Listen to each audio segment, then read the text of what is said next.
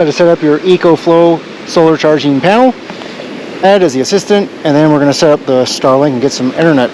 So I hope this helps give you a little wider perspective here.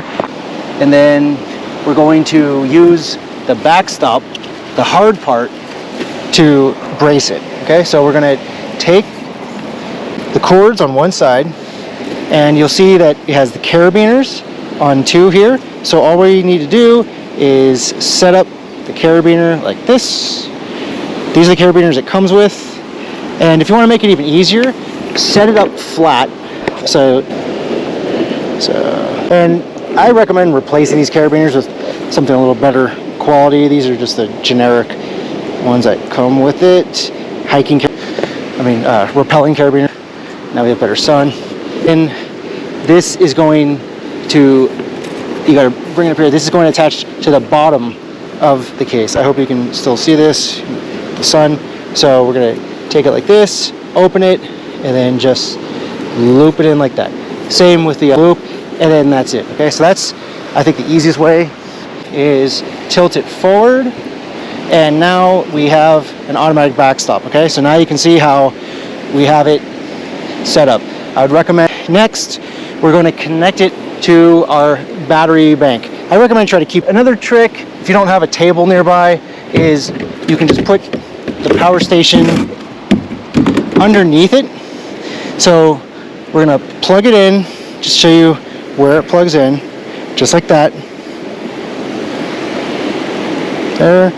Now we will be charging, and then you can just hide it underneath, which keeps it out of the sun, keeps it relatively cool.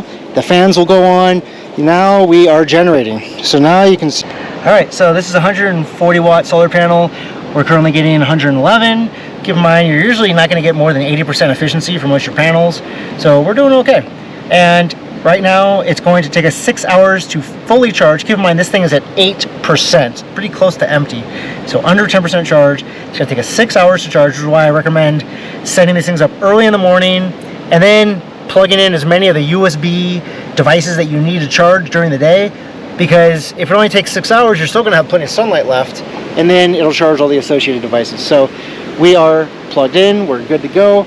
Next, we'll set up the Starlink. All right, now we're going to set up a Starlink. First, I recommend you set up your power station because this obviously requires power.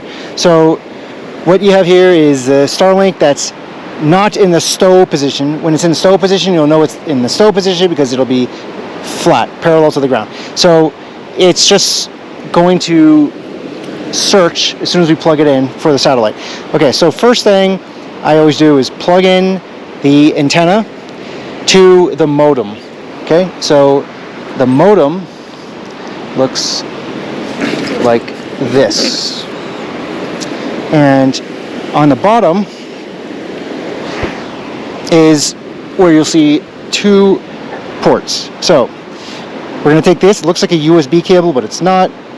And it looks like USB-C, but it's not. All right, so you can see that it only goes in one way. Both of these cables only go in one way, so don't worry about not being able to plug it in. See how it aligns with that? Next, we're going to take our power cable, and this is the limitation. You can only go as far as the power cable unless you get another one from Starlink, usual male connector on the end. That again only goes one way because it's a grounded outlet. You push it in all the way, and then when you get power, you'll be notified by the little white light there. Don't expect to see anything on here. Look for the little white light there. That shows that you have power. So this is your, now that we have this plugged into solar and we are both charging our power station as well as generating power, because this has what's called pass-through charging, which I recommend every power station you buy has pass-through charging. Our AC outlets, let's make sure that our AC outlets are turned on, which is the button over here on this EcoFlow, and we can plug it in. Okay, so now you'll see that it's going to be drawing power from the front. So yeah, you can see there, we're putting in 96 watts. That shows that you have good power right there. Much easier to see at night, of course. And the reason this cable's so long is that you can mount this over 50 feet away from your modem, from your power station. It's more important that the modem is close to you than the satellite antenna, because the modem is what is generating your Wi-Fi signal. Okay, so then next you go on your phone, on the app, sign into your Starlink, and wait for it to connect. And you'll start to see this thing track very slowly. You probably won't be able to notice it, but that's how you set up your Starlink in just a few steps. So again, we have power first. We took our antenna, plugged it into the base station, the modem, router, if you will. Then we plugged in power last. And then finally, we go onto our Starlink app. I hope you found this helpful. Please let me know if you did.